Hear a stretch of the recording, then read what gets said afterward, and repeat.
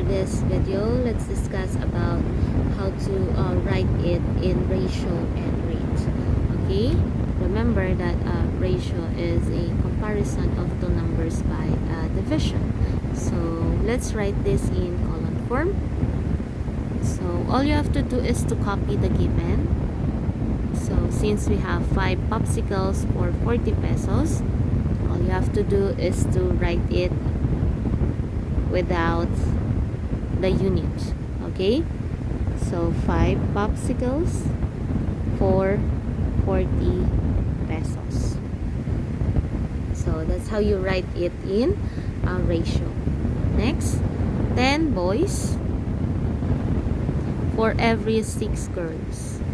Okay, so that means the ratio of boys to girls is 10 is to 6. And 120 kilometer per 2 hours.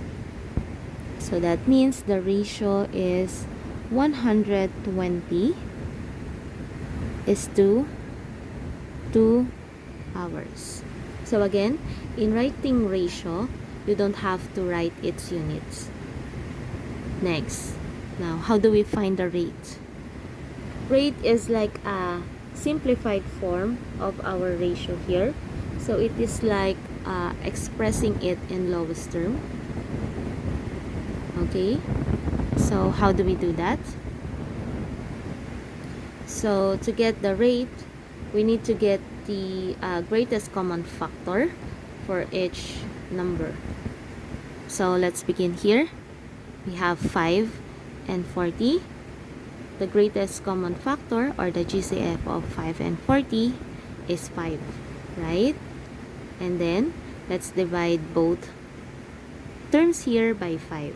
So that is 5 divided by 5. That is equal to 1. That is for our first term. Next, 40 divided by 5. That is equal to 8. So that means the rate for 5 is to 40 is 1 is to 8.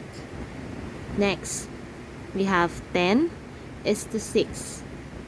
So the greatest common factor, or the GCF for 10 and 6, is 2.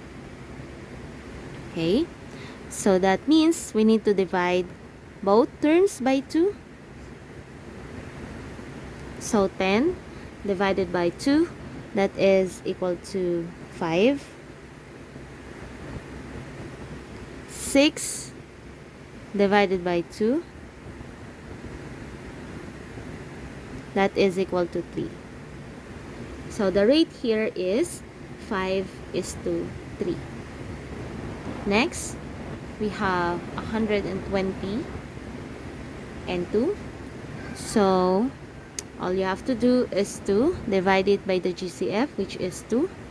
120 divided by 2, that is equal to 60.